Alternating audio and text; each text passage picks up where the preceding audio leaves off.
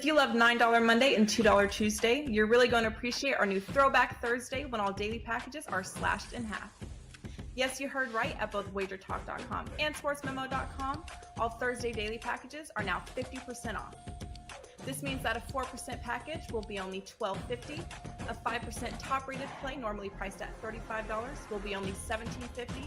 And the hottest sales item of the day, get a full day of access from the handicappers of your choice. That's one day of every applicable play they release, including any 5% best bets, normally priced at $39, for only $19.50. The best part is you can come back every Thursday to take advantage of this limited time 50% off spring off.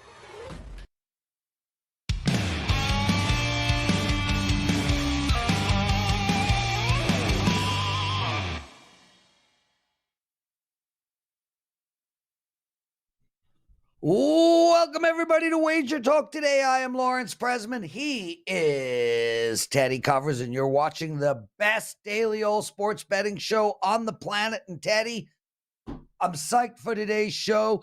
I'm mostly psyched for the BS segment, but tell us who's on, what they'll be discussing, and what the people should expect on today's show. We've got Adam Trigger leading us off.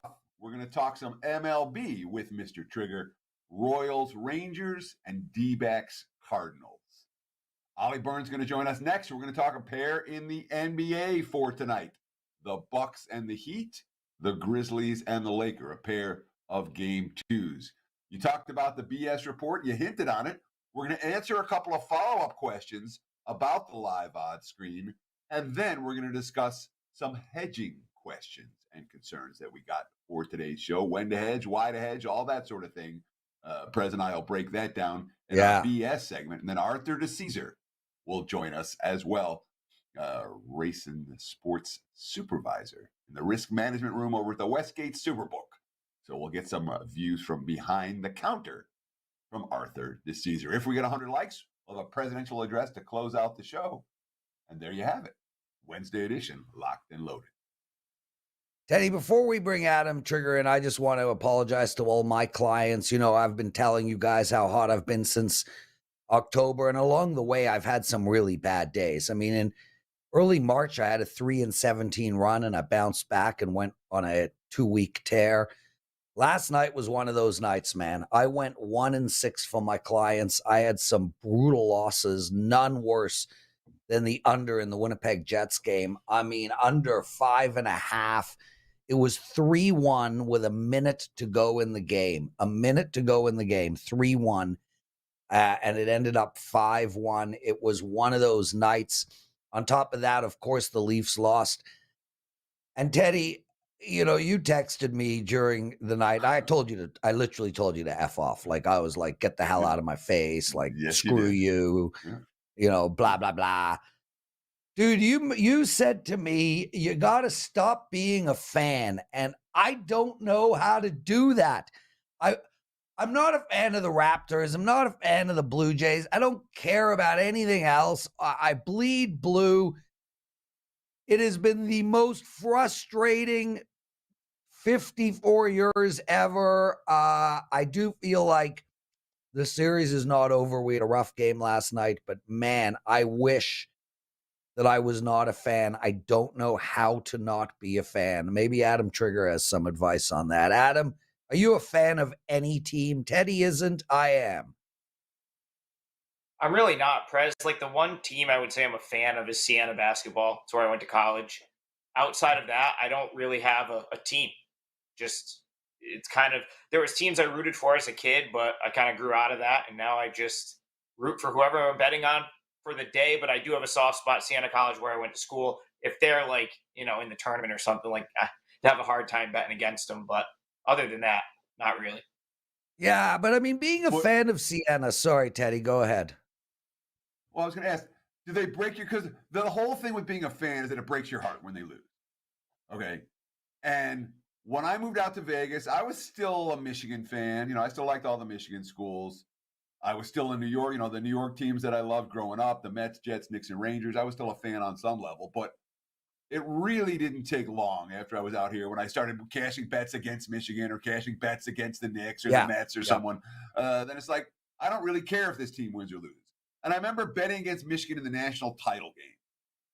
And I'm like, yeah, I'm really not rooting for us tonight. I was like, with a title on the line, I just didn't care. And that, I guess it's a transition, but I don't care about any of these teams. And as a fan, all they do is break. Look at Prez. I get to mock him. I texted him last night. It was first period. They were down 3-0. I'm like, ha, the series is over, something, just to talk trash to him because I happen to see the score. And I happen to know that the Leafs flame out of the first round every single time in the postseason. And Prez was legitimately miserable watching his team lose. I'm like, no, dude, just don't be a fan. There's as a bettor versus as a fan, there's so much more enjoyment as a bettor. As a fan, the only time you get is when you once every 50 years when you win a title. As a bettor, sometimes you can't, unless you're a Prez client. I agree with that. Tickets every night. Yeah, so my comment to that is really simple. First and foremost, Adam, being a fan of Siena is slightly different as you never have a chance for your team to do anything anyway. So it's ultimately just go Siena, but, they lost. It's expected. So that fandom, Siena's never winning the national championship. Like, you've got no chance. I want a team like that. It's like, I want to cheer for the Arizona Coyotes, or like Carmine, the Buffalo Sabres, where you're just like, season was fun. It's time to golf. Let's move on. The other thing, Teddy, in regards to what you're saying, dude, I grew up a hardcore Dallas Cowboys fan, as big a fan as you'll ever meet in your life. Sure. I had my walls painted that I painted myself, Dallas Cowboys. I started betting. I could care less about the Dallas Cowboys. Exactly. But I can't seem to do that with the Leafs. Damn you, Try Leafs. Adam, let's get into it, man. One of my 6 losses last night was on Kansas City. First half of the game, they lost. They're playing Texas again tonight. Perez versus Singer. Singer with a gaudy 7.88 ERA and a 1.44 whip. And Perez, bad whip, good ERA. How we betting this game, my friend? What do we do? Well, Prez, I think you should run it back with the Royals. That's what I'm going to do. I'm not going to do the first 5. I'm going to do the full game, but it is a client play for me. I gave this out to clients this morning, minus 105. It's creeped up a little bit. 4% play. I think you could still bet it now at whatever the price is. Prez, I'm kind of with you on the Royals and the thought process that I think the Rangers are a little bit of a fraud. For example, like if you look at where some of their underlying offensive metrics were about 3 days ago, WRC plus and some of the other things that I like to look at, they've jumped considerably over the last 3 days. And one of those days I actually had a bet on the Rangers, so I watched every pitch of the game. I remember that it was a 0-0 game going into the 7th inning.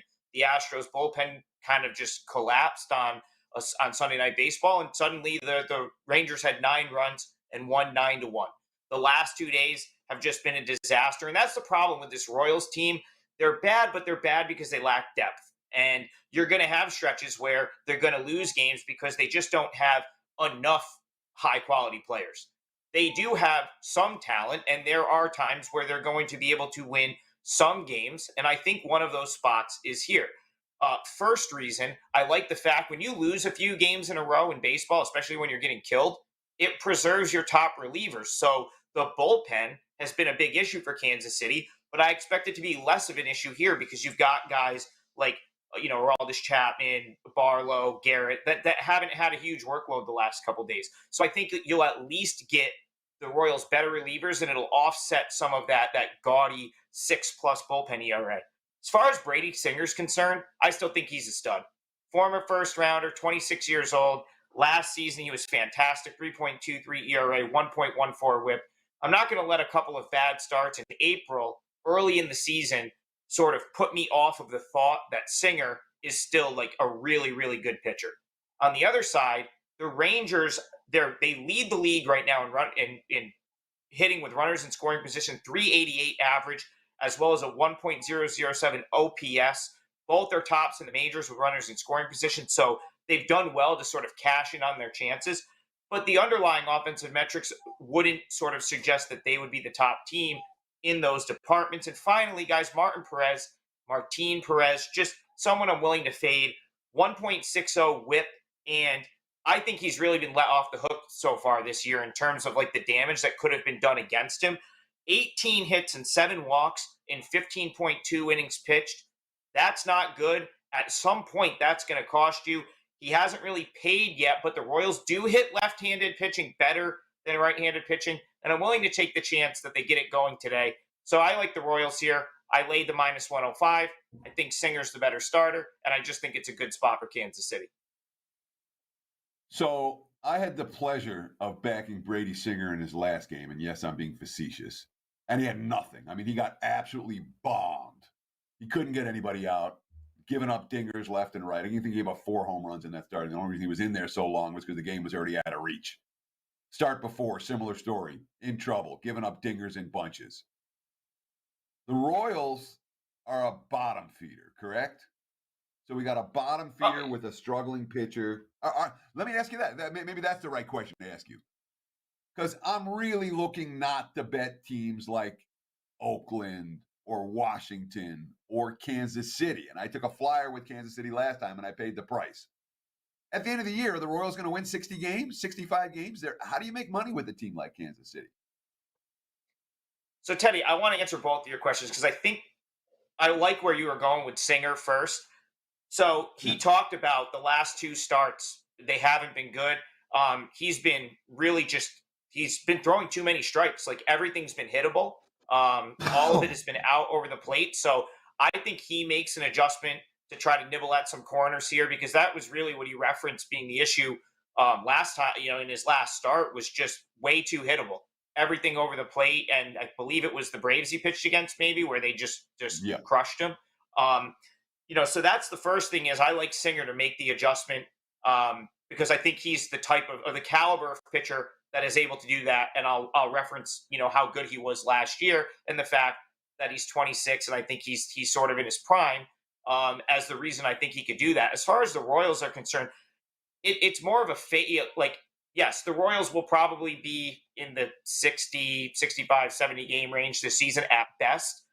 But I don't have the Rangers much higher than that. So the way I look at it, Teddy, I think you can make money off of some of these bottoming teams if you pick your spots well.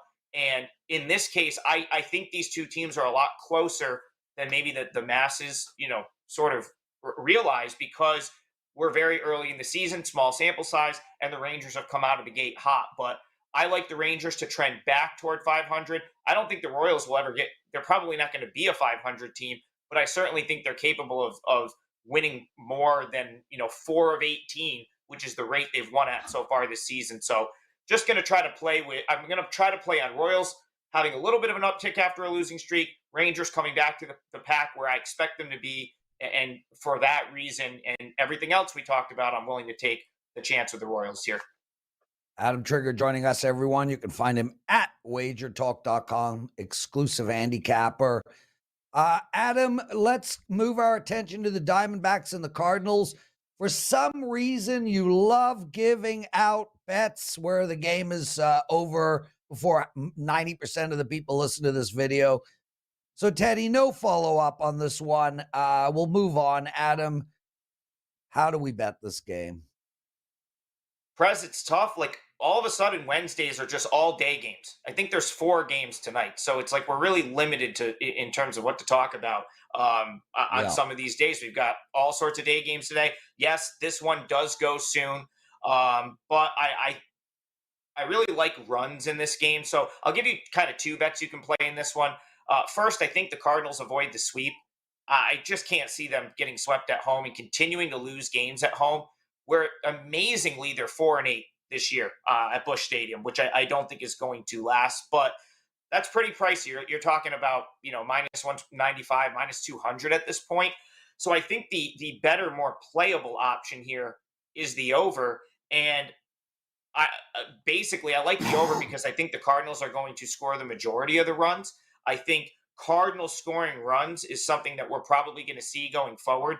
They're averaging a shade over 4 runs a game this season, yet they're up in, they're in the upper echelon in just about every sort of notable offensive metric, which suggests that the runs are going to come at some point because it's very difficult to do what they've done offensively and only average 4 runs a game. So I have to think that some runs are in the Cardinals' future.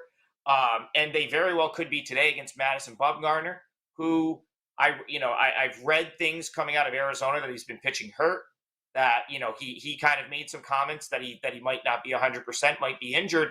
But the Diamondbacks desperately need him right now to just go out there and make his start, because that's the one area that Arizona really is very thin, is pitching top to bottom.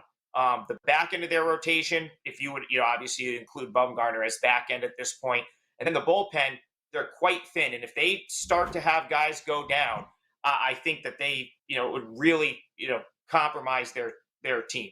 So what that means is Bumgarner's, as long as he's okay, he's going to give it a go. And that means he's going to take his 7.16 ERA against the Cardinals, his last 7 starts against the Cardinals, out to the mound with him today. I think that's a great sort of matchup for St. Louis to get right.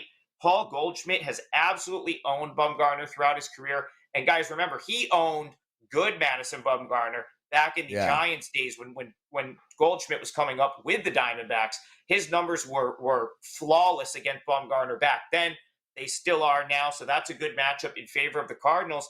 And the Diamondbacks kind of actually profile like the Rangers, a team that just continues to hit with runner in scoring position. They actually have the worst on-base percentage in the National League. The Arizona Diamondbacks have the worst on-base percentage in the National League, yet they just, every time they get someone on base, they get them in. I think we're going to see some regression there at some point, but it's also worth noting they have elite team speed right now, and when they get guys on base, they're getting them into scoring position, and they're cashing them in. So I'm going to hope that Arizona can cash in on a couple of those opportunities today. But I think the majority of the damage is going to come from the home team. And I actually think the number is too low. I liked it more at 10, even at 10.5. It's one of those things where, you got 5-5 in your back pocket, right? Like you can get 5 from each of these teams. It's a win as well. But I think this is going to be a little bit more lopsided. I wouldn't be surprised if the Cardinals got most of these themselves. And I do think this one is going to play over. Adam Trigger, outstanding work, guys.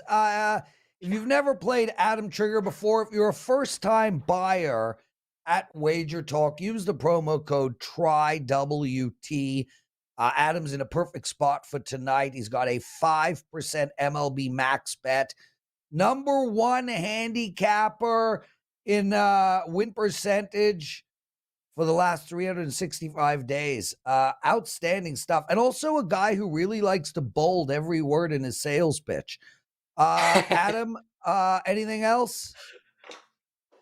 Just 5% Major League Baseball play tonight. I gave you the 4% on the Royals. That one goes this afternoon, so that's a 4% client play. We get the 5%er that goes tonight. As Prez said, last 365 days, I'm number 1 in win percentage, return on investment percentage, and units gained.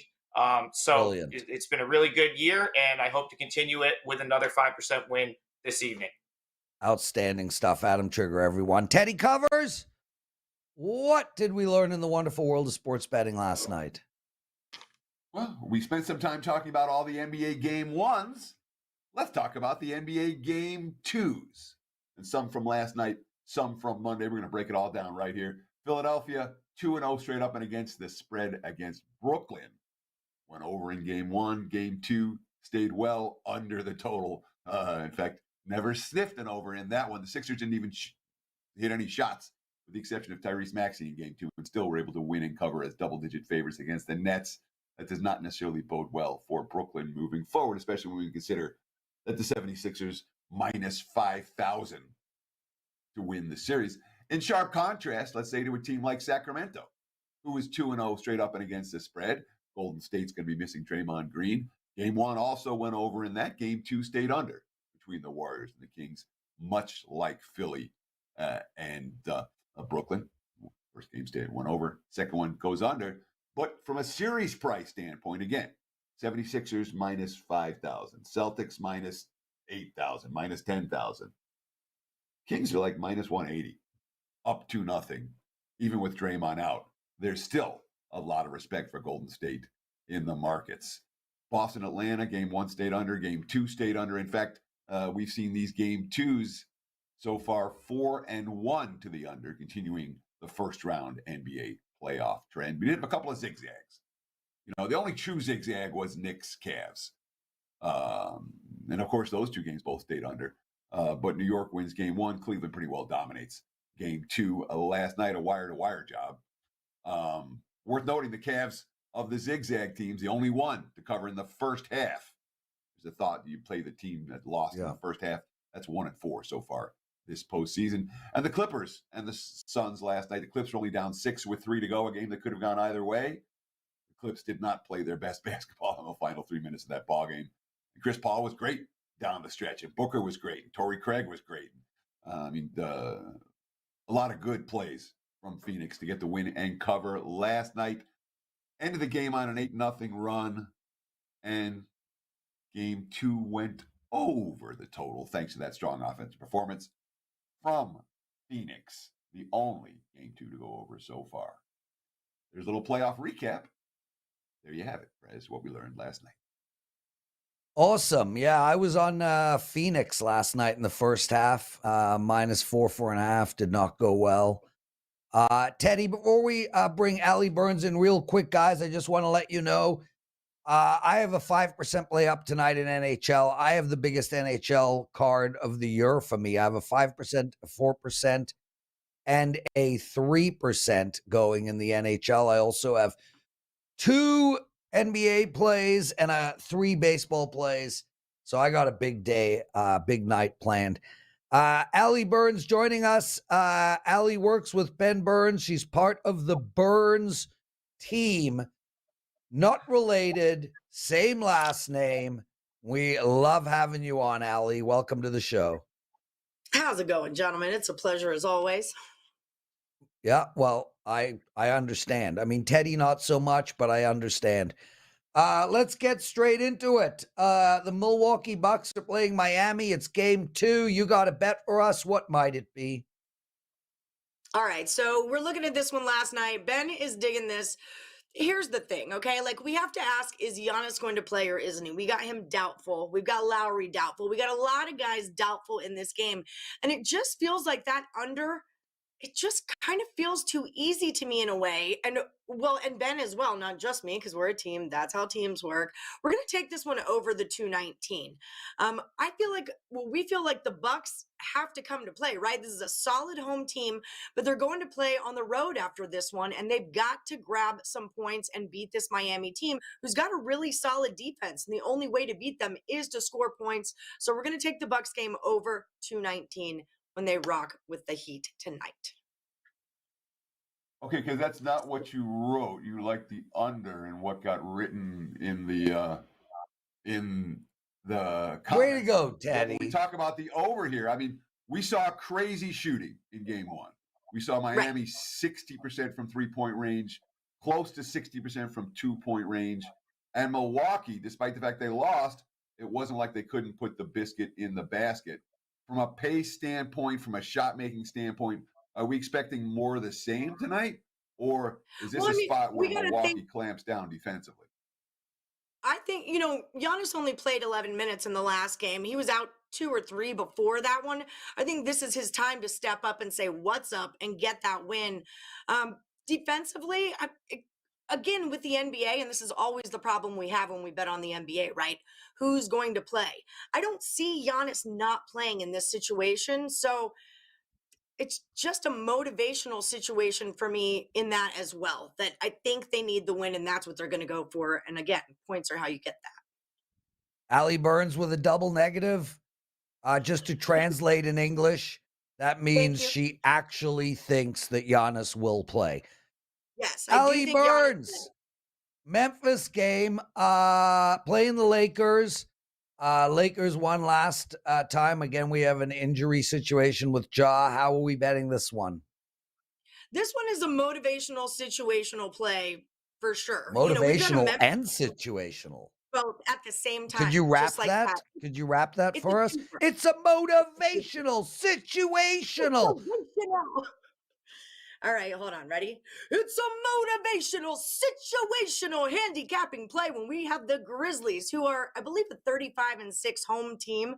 This is a team that cannot afford to go on the road they're playing, by the way, the Lakers are, I think, a 20-21 away team. This is not a good away team playing against a really good home team coming off of a loss. Ja or no Ja, Memphis has to get this win because going on the road is not going to be their best bet. They're not a great road team either when they show up in LA. So we're taking the Grizz. We're taking a money line. We'll take them plus points. I'll take them first half. However you got the Grizz, I'm all over them today. That is my motivational, situational handicapping look at Love that.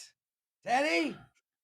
So you talked about this in both your handicaps. You talked about this in Milwaukee. You talked about this in Memphis, that it's a must win for the home team after losing game one. Don't the markets have that priced in? I mean, isn't that one of these situations where we know that the home team is motivated, but the markets aren't sleeping on that? Isn't that priced in the number a little bit? That's part of it. I mean, honestly, the line is going the Lakers' way, right? It started as Lakers +1. Now it's a Lakers -1. So it almost looks too easy to take Grizz +1. And I get that. But honestly, I'm kind of looking more at home and away records here, right? We've got a really solid home team. We've got a not really great road team. And you're in a spot where you got to grab it. So don't question me, Teddy. Okay. Don't question Teddy. Burns. All right. We know what Chivalry. we're doing over here. Yeah, chivalry, Teddy. I just want to make mention that all the money that's moving for both of these games, the money in Milwaukee, Miami is all based on Giannis. The money in Memphis, LA is all based on Ja Morant. So if Morant plays, we're going to see a whole bunch of Grizzlies money. If he doesn't play, we're going to see a whole bunch of Lakers money. If Giannis plays, we're going to see a whole bunch of Milwaukee money. If he doesn't play, we'll see a whole bunch of Miami money. And that's the only driver of the markets in those two games, and at least in this bettor's opinion. Teddy, I want you to come on as a guest. Like and you know what? I would love. I want to bring every handicapper on, and all of them get to ask you a follow-up question, one at a time. Ones. Yeah, dude. Hard ones too. Yeah, I love exactly. it. I look forward to that day. Allie Burns, everyone. So, guys, Allie Burns works with Ben Burns. Ben is one of the best handicappers in the world. I mean, over the last couple of decades, one of the biggest finds we've had at WagerTalk. We're lucky as shit to have this guy exclusively. A 12-1 record in the NBA in April in his top-rated releases. 12-1. I mean, way to go, Ben. Ben's got a play up tonight. It's his NBA personal favorite. Take advantage of that and over to WagerTalk and grab it. Allie, you're going to be on ESPN or something. What's going on with that? So local ESPN radio, Teddy, you know Steve Cofield and Adam Hill from Cofield and Company. I've worked with Dave Koken over at Lotus Broadcasting, back when at Lotus Broadcasting with them. They broadcast live at the Silver Sevens. Every Thursday, they do a 3 p.m. broadcast and a 5 p.m. Pacific broadcast. So me and Ben will be on the show live at the Silver Sevens. So if you guys want to come down, 77-cent beers, okay? Like if that wasn't enough. So come and check us out. We'll be hanging out with the guys, saying what's up. Cofield and Adam are old friends of mine, so I'm really excited to see them again and tell them what we've been up to with the Burns Report and how we're rolling with WagerTalk now. Love it. I've never had a beer in my life. Allie Burns, everybody. Yeah, I hate beer, Allie. Anyway, Teddy, it's time for our new segment, BS with Teddy and the Prez. And BS stands for betting strategy. I'm sure other people think it stands for something different. Let's start right off the bat with finishing our conversation from yesterday, and then we've got some questions to take care of. Yes. So we had a question about the live odds screen, the WagerTalk live odds screen. What do the colors mean? It's real simple. We say the screen is lighting up like a Christmas tree. That means the lines are moving right now.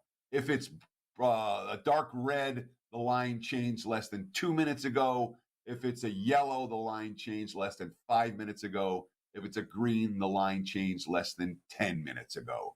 But the broader picture with the color key for the WagerTalk live odds screen is when you see a bunch of reds and yellows and greens on a screen, that means the line's moving right now as we speak or has just moved. So that's one from yesterday, a follow-up that we wanted to answer. Thank you so much for the question. Teddy, we got two questions. One we're going to get deep into. One I'm just going to answer really quickly.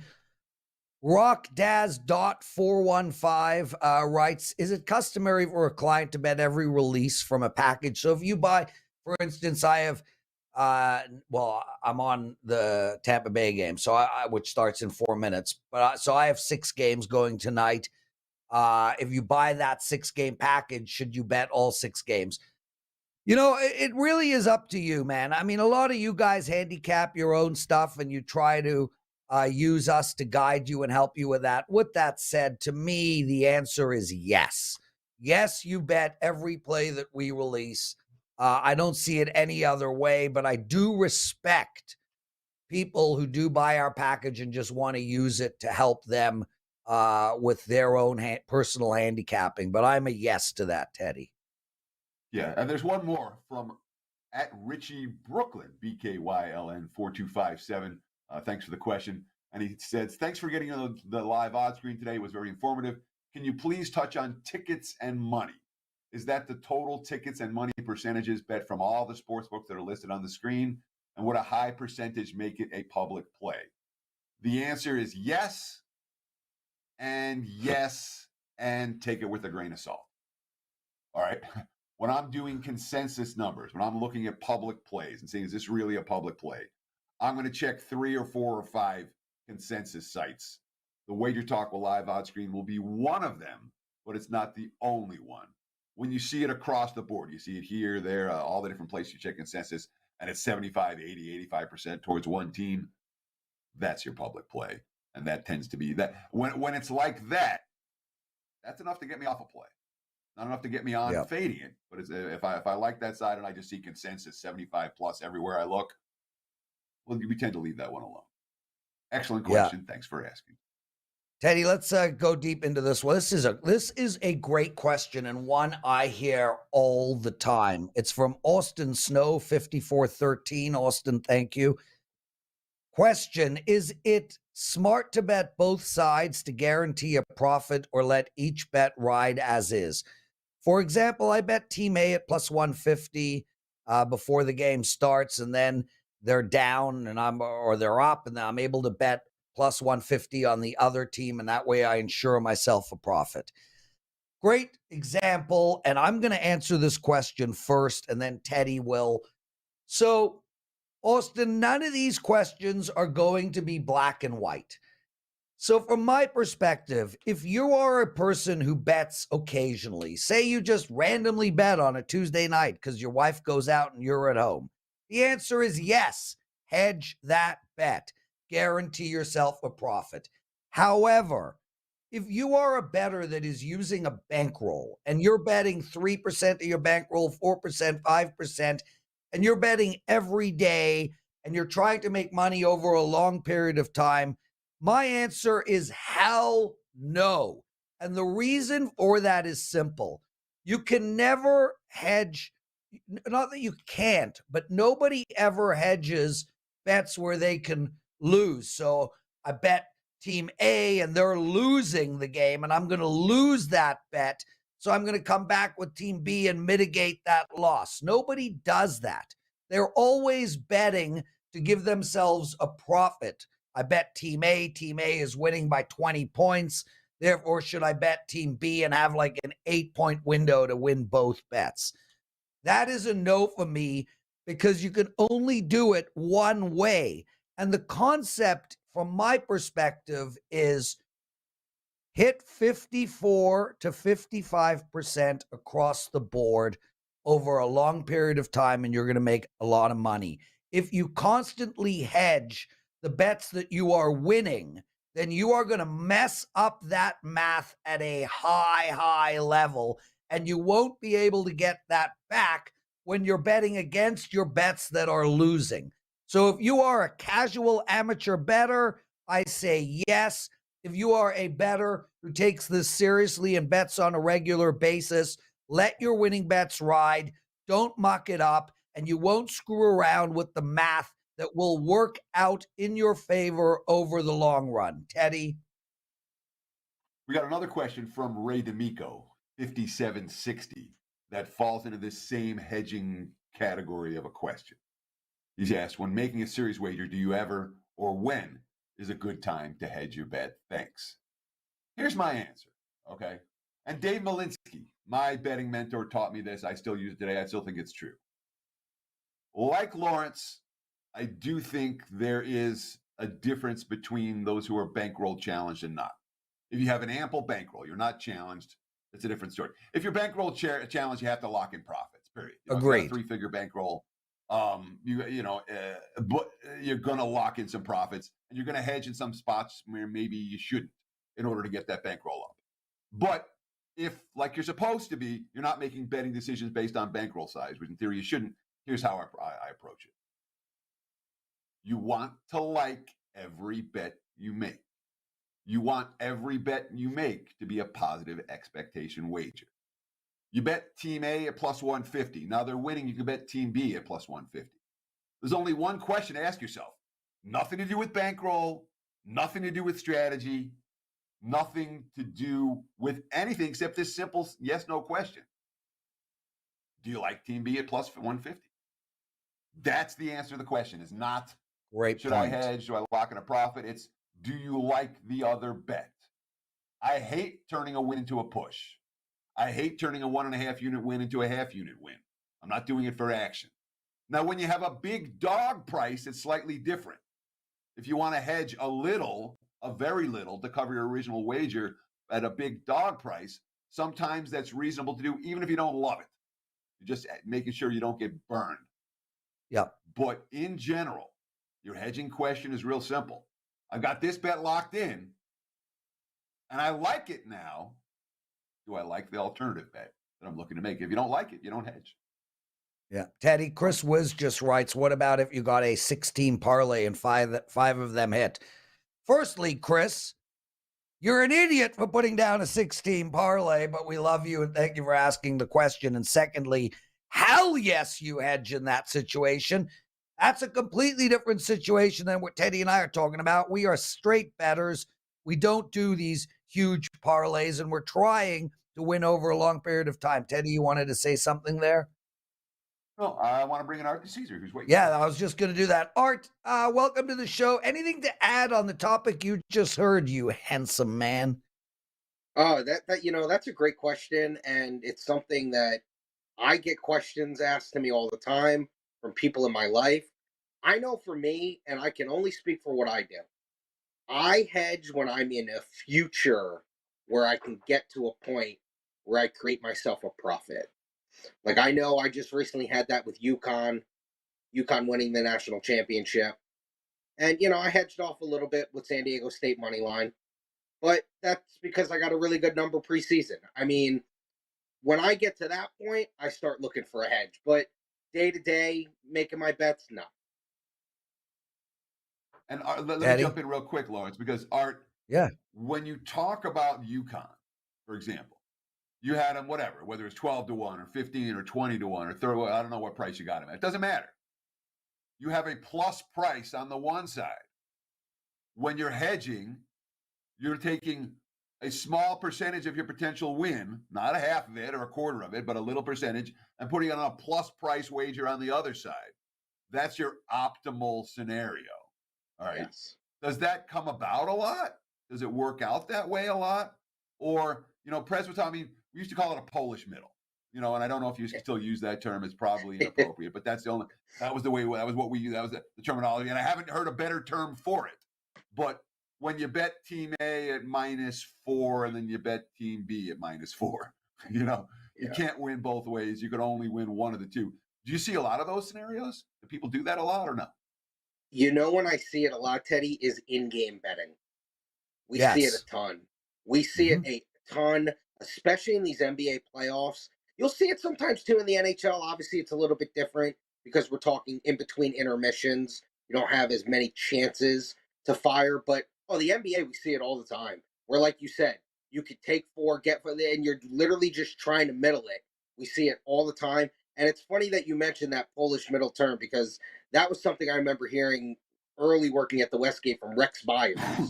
As, Sure. We all know Rex. And Rex is quite the character. And he would always say that. And I'd always be like, I don't know if you could say that type of stuff. But Okay, I get where you're going with that. But yeah, in game is where we see a lot of these middle opportunities. Art DiCesare joining us, everyone. We're lucky to have him. Art, really quick, guys. We need 33 more likes if you want a daily presidential address. The daily presidential address will include a play from Teddy as well. So please hit that like button.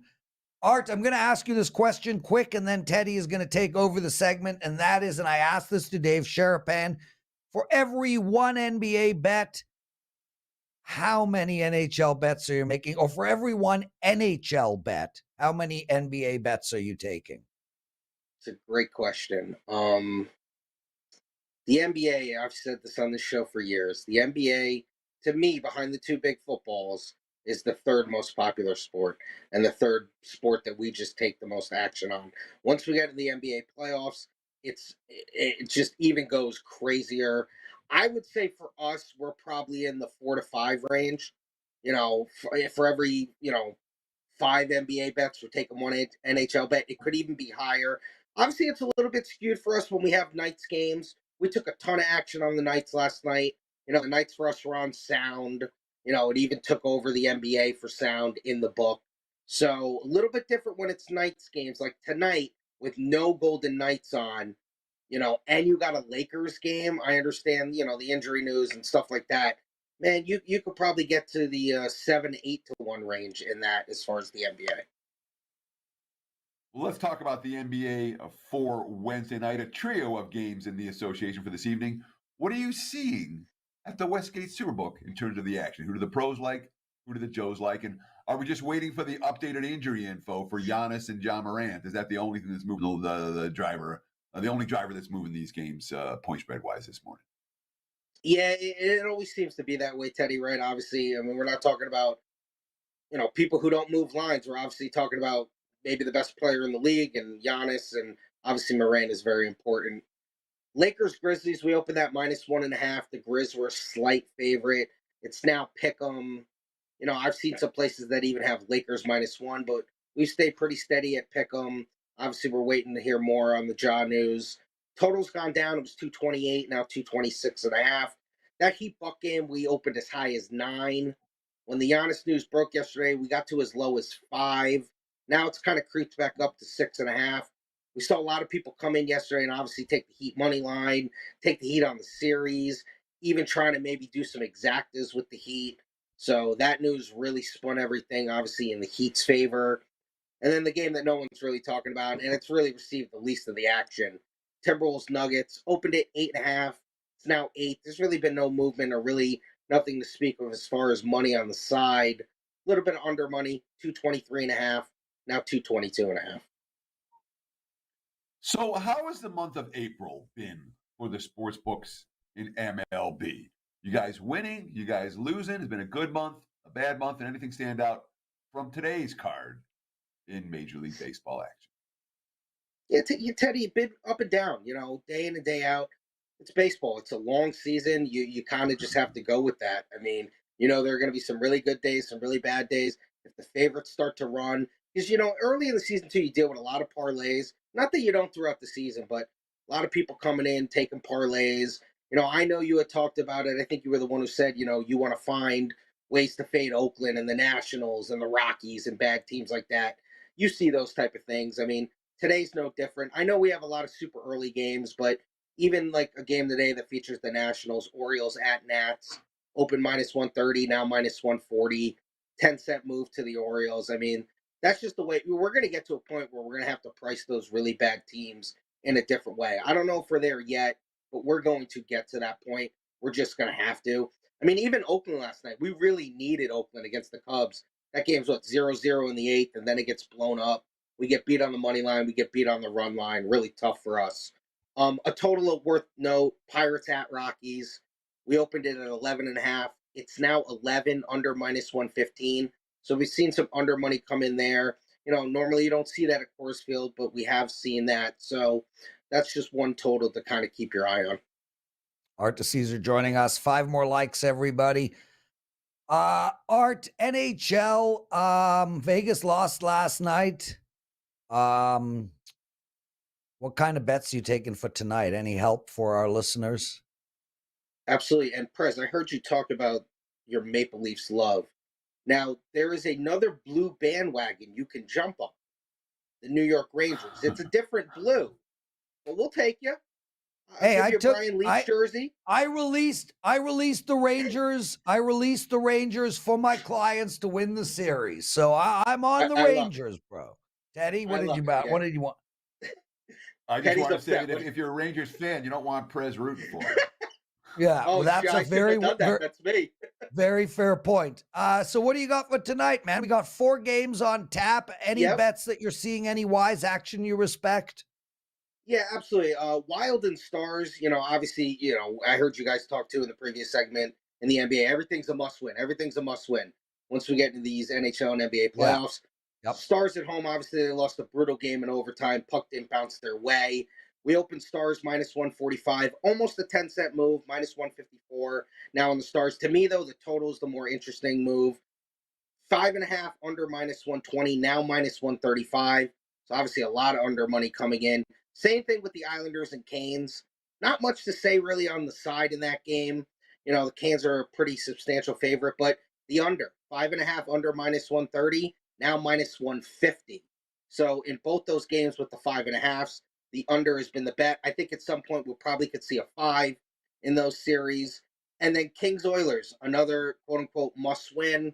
Not much of a move, but Oilers were minus 210, now minus 220. I think most people feel the Oilers could bounce back. And now people are coming in on the Oilers minus 130, minus 135 to win the series, liking that they're getting a cheaper price despite them being down 0-1. Because, they were up 3-1 with 9 minutes to go. They shouldn't have blown that game, but they did. Arthur DiCesare, always informative, educational, and full of vim and vigor. We appreciate your time and effort, my friend. At ArtDice21 on Twitter, at the Westgate Superbook. Promote. What would you like to promote, sir? Come down to the Westgate. Now's the time, guys. NBA, NHL, every game in the playoffs, whether it's NBA or NHL, obviously we always have them on the app, but if you're sitting in the book, we're going to offer all those games in-game over the counter. It's fun to come down for an evening and just enjoy some playoffs, make some in-game bets. If you ever need help getting set up with the app, we still got great promos and promotions running on the app. So, come down to the Westgate. You can ask for Arthur DiCesare, and I'll be more than happy to help you with whatever you need. Thank you so much. Arthur DiCesare at ArtDice21 on Twitter. Lawrence, I think we got to 100 likes. 110 to be exact. Teddy, thank you for asking. Daniel, do it up.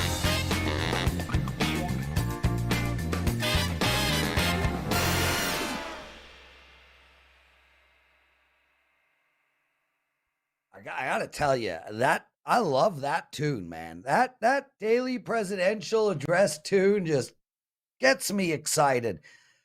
Guys, I got one NBA bet tonight. I got one NHL bet tonight, and Teddy will be joining us to give out a bet as well. Hopefully his NBA bet is not the opposite of mine, but if it is, we'll find out. Before we get into that, I got to tell you all, I had a terrible night last night. I own it. I told you all about it. I went 1-6 for my clients. It was following just 6 months of pure bliss. I forgot how frustrating betting could be because I've been winning nonstop for 6 months. Last night slapped me sideways, but I will bounce back today with a big night, and I have my biggest NHL card of the year tonight. I have a 5%, I have a 4%, I have a 3%. I also have 2 baseball plays and 2 NBA plays. Use that promo code TRYWT today. If you've never purchased from WagerTalk before, use that promo code, 50% off of my package. Okay, so my NHL bet for tonight for you guys, and I love it. It's the under in the Dallas-Minnesota game. Absolutely no reason to change strategies here. They had got 5 goals in 5 periods last game. This game will likely be only 3 periods, and I think we will still get under 5.5 goals. Teddy, come on in, bro. So you go first with your NBA pick because I'm nervous. Mine will be. Let's see what do you got? I don't have an Or is it a NBA pick. baseball? I've got a Major Oh, League it's Baseball. baseball. Yeah, it's Yes. yeah. You're so nervous. You're going to see. I don't want us to be on different sides. I'm going to look at the Baltimore Orioles today against Washington. We're going to fade Washington until proven otherwise. In particular, we're going to fade the Nationals at home. They're 2-8 at home this year. They went 26-55 at home last year. Anytime they're not plus $2, I'm fading them at home. They're not plus $2 today. That's the right price for the Nats right now. We're not seeing it. Baltimore. Yeah. Easy peasy. Lawrence? And Teddy, my NBA play for you guys is the Denver Nuggets. Square as hell, -8. Take the Nuggets. That's it for the show, Teddy, my brother. I'm going to get the best shawarma on the planet, and I'll be eating in 20 minutes. Love you guys. Take us home. Sure, I'll be on MLB First Pitch at 2 p.m. Eastern today, and NBA Tip-Off at 4:15. Lots of programming still remains on WagerTalk TV each and every day. We'll be back with WagerTalk Today again tomorrow. Same time, same channel, 9 a.m. here on the left coast, noon for you back east. Between now and then, enjoy the games, and best of luck with all your wagers.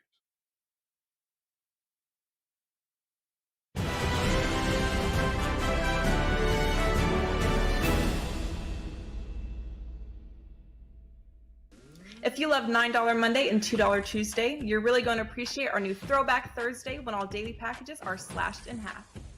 Yes, you heard right at both WagerTalk.com and SportsMemo.com. All Thursday daily packages are now 50% off. This means that a 4% package will be only $12.50. A 5% top-rated play, normally priced at $35, will be only $17.50. And the hottest sales item of the day, get a full day of access from the handicappers of your choice. That's one day of every applicable play they release, including any 5% best bets normally priced at $39 for only $19.50. The best part is you can come back every Thursday to take advantage of this limited time 50% off spring off.